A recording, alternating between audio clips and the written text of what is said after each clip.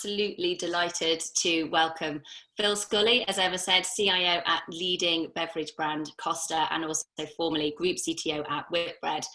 Phil has 30 years experience leading huge transformational technology change across large organizations such as BAA, Centrica, M&S. You don't get much bigger than some of those. And so good morning to you, Phil, and thank you so much for joining us. Good morning, thank you, good to be here.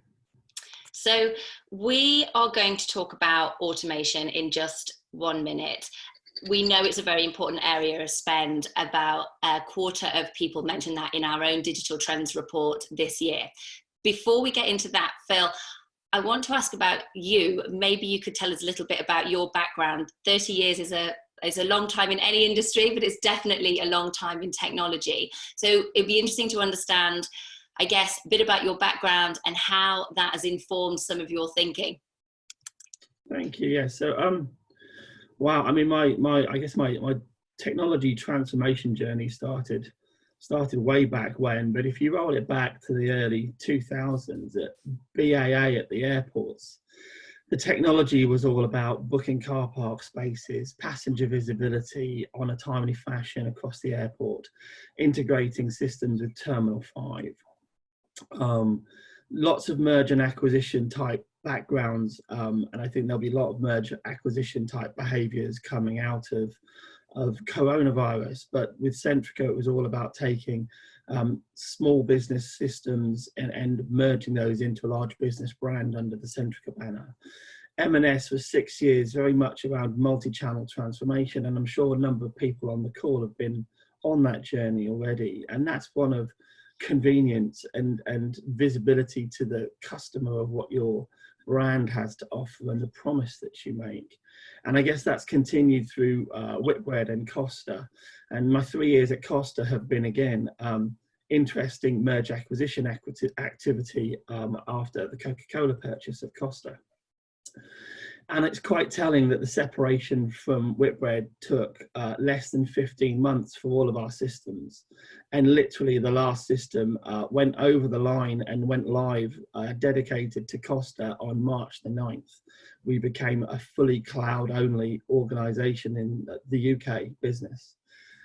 And 7 days later, we went into full business continuity testing, and followed a week after that by lockdown, and a week after that by the first payroll. And so the pace of change and the ability for Costa to have those systems in the cloud and change at pace and respond at pace, I think has been very, very apparent, telling and timely, given where we are now. And Emma was right.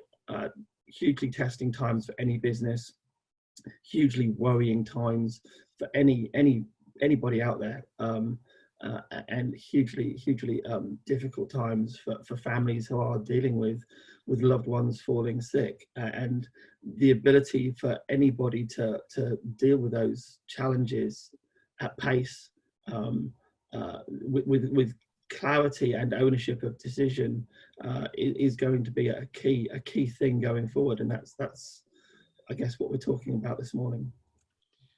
Yeah, absolutely. I mean, Phil, thank you so much. What a few months it's been, and some incredible experiences there for you to share with people. So, I mean, thinking a little bit towards automation, as you say, because that's potentially going to be an important part of, I guess, recovery and repositioning for people. And we'll dive into that a little bit. For everybody that's just joining and just logging on, I just want to remind you that there is a Q&A function on your screens. So if you want to ask Phil questions, if you just type your question in there, then we will hopefully be able to get through quite a lot of those, because I imagine that even just that introduction, Phil, has already sparked a lot of thinking. So if we just focus on the pandemic at the moment, and we kind of start there, how do you think that is changing thinking on and prospects for automation? Look, I think it's changing. I think it's changing thinking in a number of ways. I think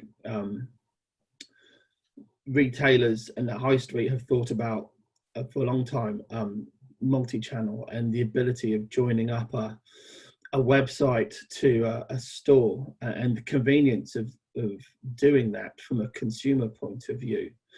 And maybe that's happened in a number of places to the detriment, or the lack of investment in some areas on the B2B and the supply chain and the partnerships point of view. And you've got to start thinking about the consumer promise from end to end. Where does the product start and where does the product finish? And you know, there's been so many headlines about the supply chains that have started in China when China were already in lockdown.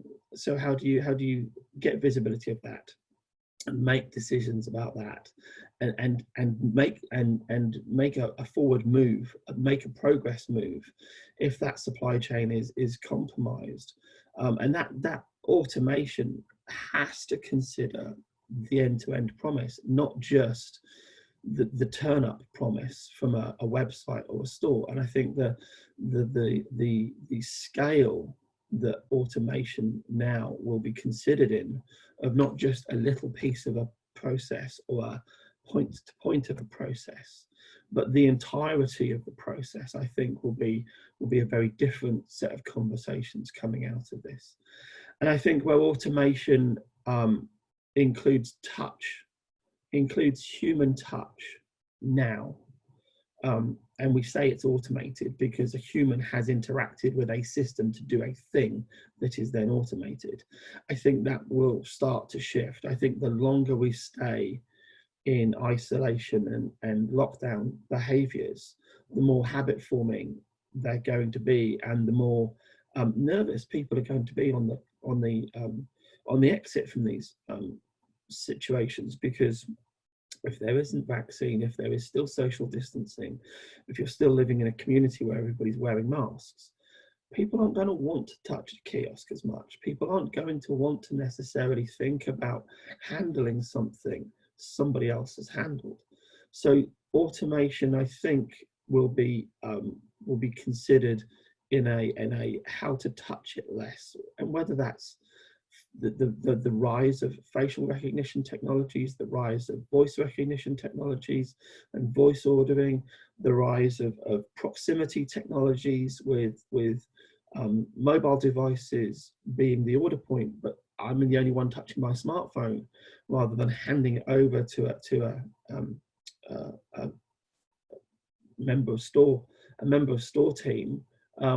Those are three that would provide a lower touch way of working, a lower touch automation approach. And I think those are going to start to come through in a number of different places. Thank you. I mean, there's some tremendous opportunities, I suppose, to change things then amongst all of the crises that are happening. Before we focus on sort of retail specifically, and maybe look at maybe some repositioning there, I did want to talk about frontline workers, because it strikes me that there's been quite a lot of focus in some communities about remote working. Clearly, you know, that's something that lots of people are having to do, and not being able to go into an office. There are also lots of people out there still doing their jobs out there on the front line. And I wonder, do you sort of feel that automation has a role to play in making their work safer in the longer term as we start to kind of come out of this?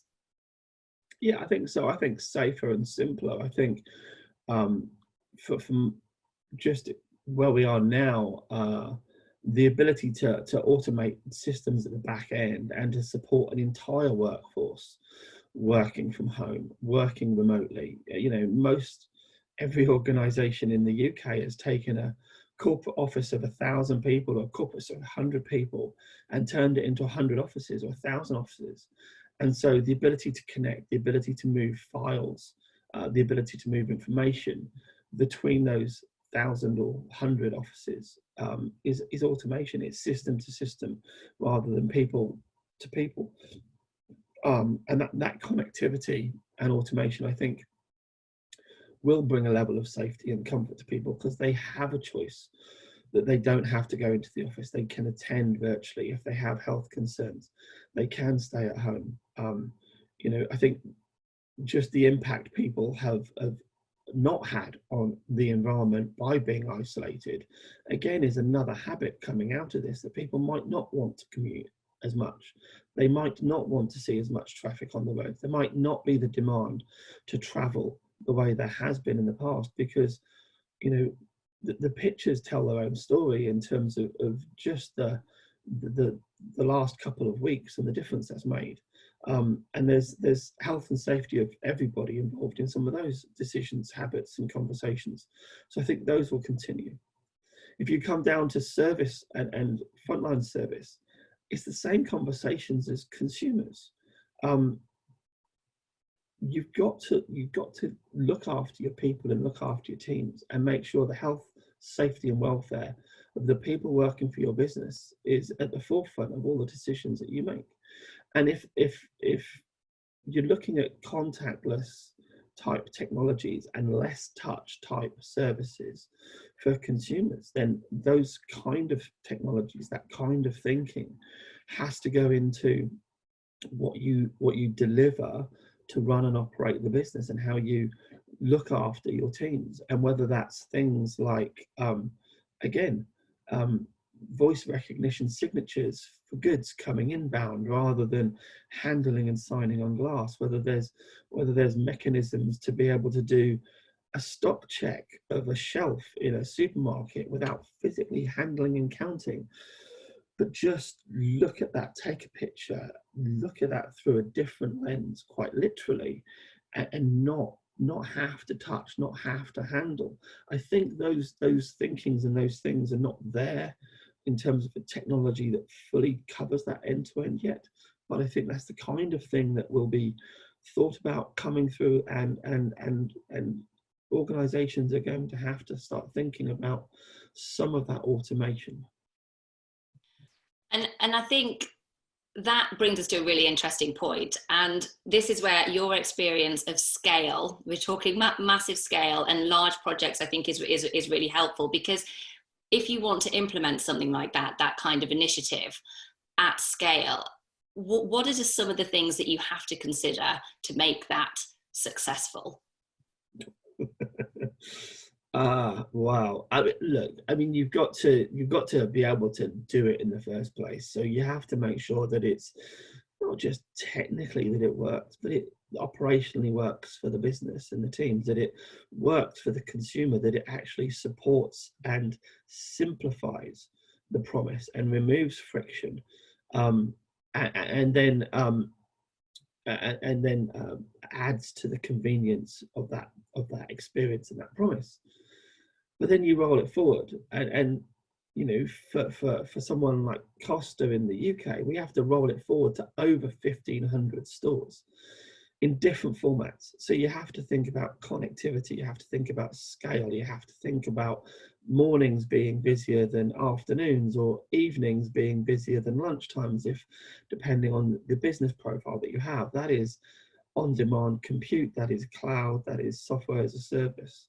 Those tools are out there, but you know, the ability to execute those at pace nationally and or internationally is enormous. And then increasingly, it has to be repeatable for franchises. The consumer doesn't care. Consumer doesn't care whether KFC, Costa, McDonald's is an owned business or a franchise business. They are there for the brand. They are there for the product the brand sells, and the promise of that product being quality, and the same regardless of the store they walk into. So any technology at scale has to be supportable by a franchise model.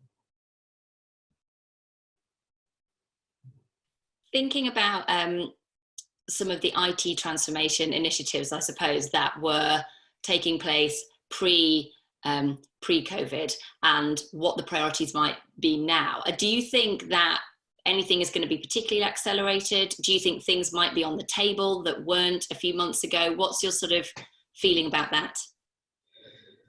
Yeah, look, there's I think the panel was on LinkedIn, and one of them was who's driving digital transformation in your organization, the CEO, the CIO, or COVID-19.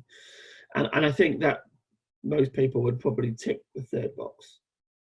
I think you've then got the other old adage of never waste a crisis, and I think everybody in the UK has been working in crisis mode to figure out some of these impacts, close down their businesses, move their teams to work from home models. And I think that now is the time to think about how you come out of lockdown and isolation, what that looks like, and the kind of capabilities that either started to come through and will be accelerated, or that are going to be needed. I think we've covered some of the ones that should be being thought about, I think, if nothing else, for the future. But I think where, certainly in the UK, you look at things like the collect services, you look at things like Uber Eats, Deliveroo, and the massive growth of delivery services to the front door. A lot of those businesses are still trading. You can still get a pizza delivered from Domino's. Those kind of services, I think, will be ones that are accelerated, and I think organizations are probably looking at accelerating those now. Thank you for that. I mean, I guess that also brings us to another point. It's figuring out your strategy and what to do in this new world, and then there's kind of leading through that. And in terms of execution and leadership, any particular skills there that you feel are really important to help sort of drive forward maybe an automation strategy or a revised digital strategy in light of these changing conditions? I mean, you've done it a few times. What's worked? So I think the two for me, I think progress, not perfection. I think operating at pace. I think, whether you call it the 80-20 rule, I personally like progress, not perfection, but the ability to get something out there, learn from it, adapt to it, change. We call it agile, we call it wagile, we call it lots of different things, but it is it is just the ability to get something done and iterate it. I think that is progress, not perfection. And I think the ability to do that at scale is hugely important going forward. And then I think the other one is what else? It's human nature to resist change, and yet everybody has just gone through the most massive fundamental changes to their lifestyles and ways of living over the last 4 to 5 weeks. But if you've got 9-10 changes hitting you, accepting the 10th or the 11th change is kind of easier most of the time.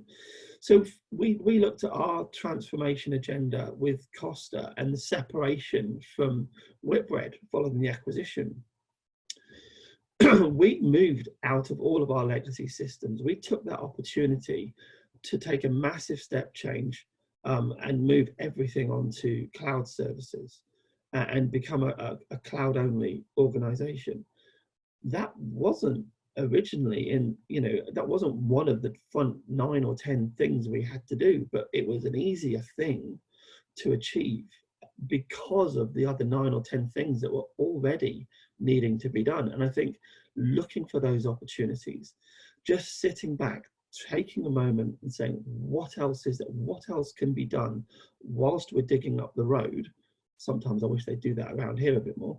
While we're digging up the road, what else can we put down? What else can be done? I think is a very good discipline and a very good time to take when you're doing these things. Thank you. Thank you so much. I mean, that is really invaluable experience, and actually I think really helpful to help people think positively amongst all the business continuity planning and change, and see change as a positive. I want to come to some questions in just a second. I'd really encourage everyone, I'm sure that what Phil has said has sparked quite a lot of thinking. We've got a couple of questions to go to, but if you've got any more, please start typing them in now, and then I'll be able to submit them to Phil. Has an absolute wealth of experience, and I'm just I'm very keen for you all to have the opportunity to get your questions in. I want to come to. Just add, yeah. The third discipline, if I had to think of a third one, would be build momentum. Right, change can be daunting. Change at massive scale can be overwhelming sometimes if you look at it in terms of size and just the whole thing.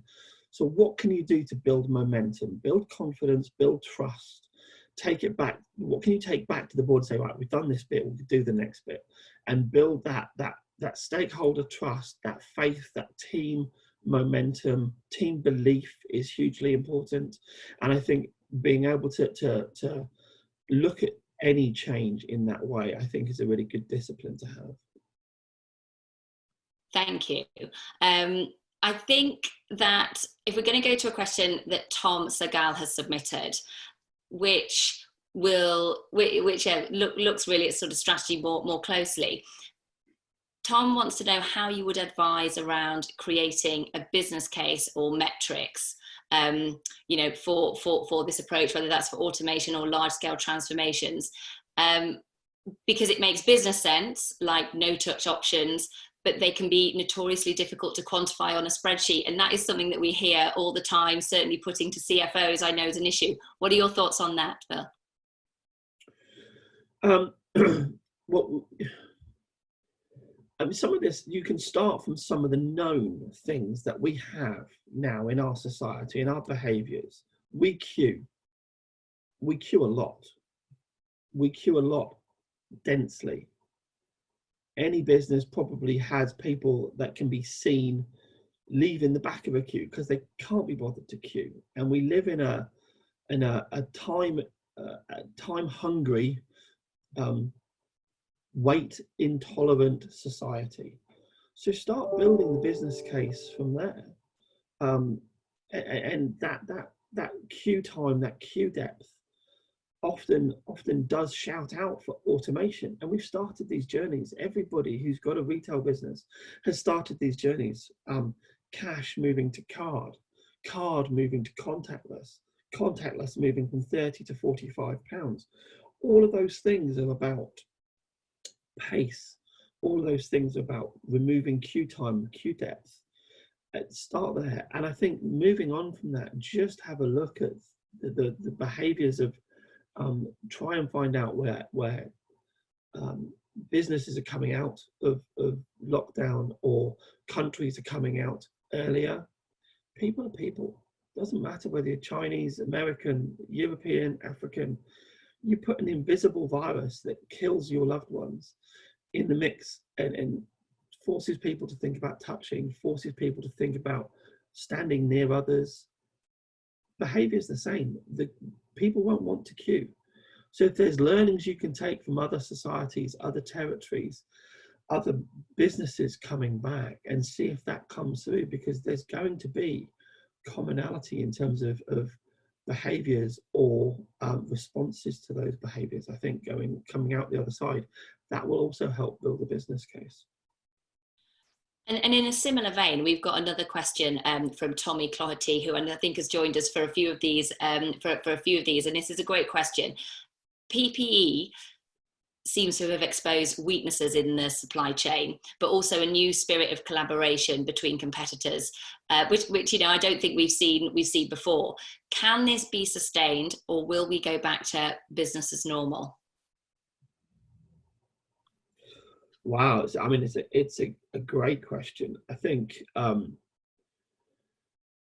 I think that there could be a closer collaboration in the future, or closer set of partnerships with organizations that are not necessarily competitively overlapped, but who have requirements or need in common, whether that's sharing supply chain because they don't have competition, or they're complementary and there's cost savings and efficiencies there, or sharing a supplier because people will be looking to get PPE out.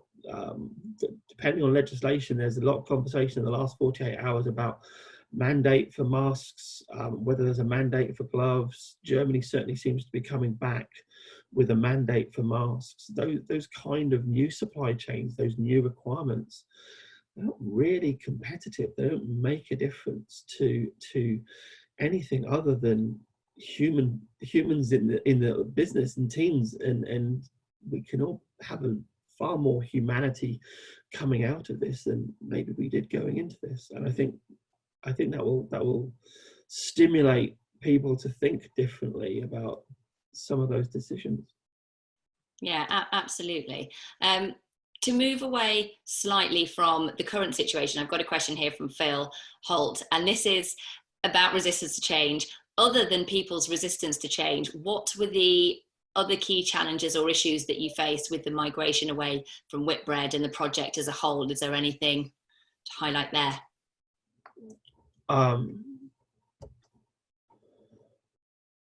Yeah, so I think the couple of things, again, you've got to think about how you break it down. Separating and exiting from a large organization is very complex. There are so many moving parts. So putting it into phases and bite-sized chunks as that capability changes between technologies, sometimes it's network, sometimes it's application, you might need different skills, but being able to look through that as a series of phases or capabilities is really important. I think don't be afraid to turn things off. Our instinct, our human instinct, is often to hoard, and I don't know how many organizations have got umpteen years of data they never use. It's like clearing out your attic. Turn it off, shut it down. Do you really need to move it? Because a lot of the time, the timeline, the time lag on some of these is moving legacy and trying to figure out how a 15-year-old technology works in a 15-year technology environment. Those decisions, I think, can really accelerate the pace. Thank you. A couple more on strategy, different elements now. So Simon Green has submitted a question and he'd like you to say a few words about Agile, sort of to what extent you've used it in IT developments, cloud migration, and to what extent you encourage an Agile philosophy in the business. So we've used Agile a lot. We've in-housed our development engineering functions. We now have capability to deliver at pace. We've moved from, irregular deliveries to literally daily and weekly drops of what we want to do and the code we want to change. And you have to do that with whether it's as simple as a product change or a price change, all the way up to next version of mobile app or website. Those disciplines are important, and we've used those within Costa to drive a very different pace of change and a very different quality of change into our services, whether they are through the baristas in the stores or directly to the consumer's hands. I think it's hugely important to have that mindset of operating at pace. It is a differentiator. It is definitely seen as a differentiator by business. Certainly, the separation and the work that we've done in Costa, if we hadn't operated and executed at the pace we did, we'd be in a different place now, I think, with our technology completely and our ability to meet the demands of the business in these unparalleled times. So having the mindset of move at pace, governance with a little g, not a big G, right? Don't be afraid to empower your teams and make them have those decision rights that they need if you're going to move at pace, and look at how that is going to be supported through the business. Because you're going to make mistakes. You're going to move at pace. You're going to make mistakes. If you're not making some of those mistakes, sometimes you have to stand back and think, well, are we actually challenging ourselves hard enough on pace? Because those metrics are often in opposition. So I think you have to build that culture, but it will ultimately take time, because you come back to building the belief, building the momentum, building the behaviors, and sometimes just writing it down as a strategy is dead easy. But actually changing it and moving it as a cultural thing into the organization can take a much longer time. Thanks, Phil. And actually, we've got a good question here from Alex Lloyd, just to summarise, because this relates to Agile, and this approach requires frontline staff feeding back into the project, lessons learned, so things can be iterated and change rapidly, as you said.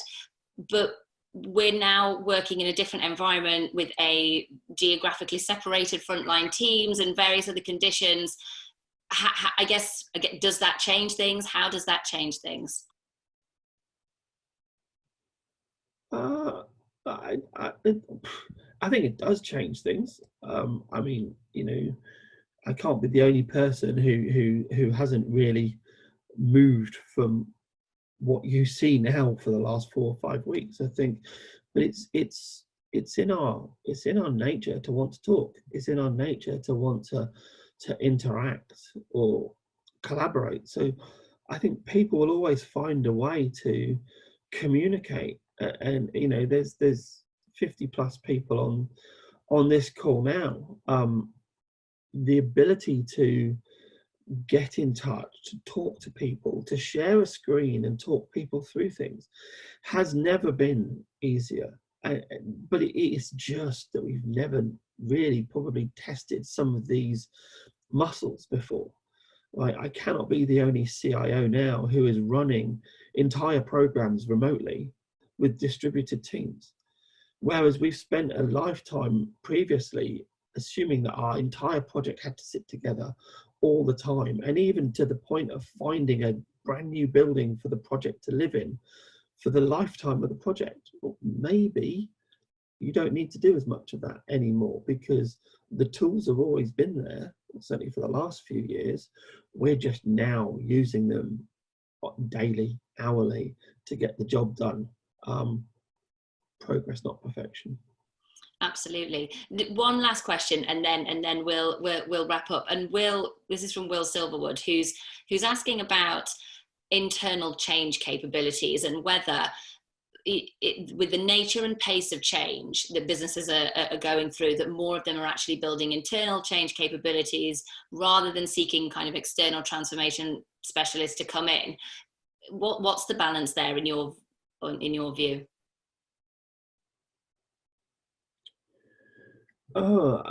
So for me, the balance is what's important to the business, right? The thing you have to think about is what does the consumer see? What's a hygiene factor? What's a convenience? And then what is an actual service that is part of a transaction with the consumer, that is part of your brand proposition or brand promise? And if it's part of your brand proposition or brand promise, then you should probably think about how you bring that more closely aligned to the business, and probably more internal resource, skills, capability, and ownership than external, because that just gives you a bit more of an edge, a bit more momentum, a bit more understanding of the business. You don't go to the next supplier and immediately have a 3 to 6 month due diligence phase of finding out how the business runs and what it does. You've got some internal skills that have lived it and breathed it. And sometimes if you get the chance, and it's certainly been hugely valuable to the IT team, people coming from the business into IT with not necessarily all of the technical skills, but project management, project delivery skills, the ability to understand the rollout impact and the business change impact of a system on operations, the ability to understand how the day job is changed by a system changing. From a business analysis point of view, is hugely powerful, hugely useful. So not just trying to think about IT skills for IT teams, but how do you get some of that good cross-skilled function moving is massively important, but definitely more think about brand promise consumer than network server hosting and cloud from that in-source outsource conversation. Absolutely, and I think so many of these things can be applied to some of these large scale automation initiatives that people have the ambition to do. One last question. This has just come through, and I really just want to ask this because we're going to end on cloud, which was not my intention, but this is a great question from Paul. Sort of mentioning how recently you've moved all of your legacy systems to the cloud. When there's a need to move at speed, this move has huge advantages. But do you see an advantage of recent cloud movers versus the earlier adopters of cloud architectures at all? Great question. I think it's not necessarily recent versus legacy. I think for me, it's what you do. It's having the tools and the ability to automate within the cloud. So the ability to copy, spool up, containerize in an automated, repeatable fashion, I think is important and makes the difference regardless of what phase of adoption that you're in. I think the other thing for consideration is probably more around how those clouds are managed and supported. If they're supported in a single place, and it comes back to the automation and tooling, supported and transparent from a single source rather than multiple different suppliers and vendors, I think that also does provide a measure of difference as well. Phil, thank you so much. I've managed to fire a lot of questions at you, and I know some of them were pretty challenging, and lots of really useful insights there. So I'm going to wrap up now, and I know that people need 5 minutes before their 9 o'clock start and that kind of thing. I want to say a huge thank you to you. I think that what this has shown is that your experience is really valuable, and thank you so much for taking the time to answer everybody's questions and to join us and get people's day off to a start, I think, with some positive things that they can think about with respect to their own projects and those challenges. So thank you so much. Great, thank you. Fantastic. So I really hope everybody's enjoyed this session this morning. Thank you so much for joining in. This is episode 4. If you've enjoyed this, we're going to be running some more breakfasts. I'll be here every Thursday with a different guest disruptor, and we'll be culminating at the end with a finale on the 2nd of June, which will be our Chief Disruptor Live virtual event. There'll be lots of interesting things, lots of more stories of disruption and coping with change.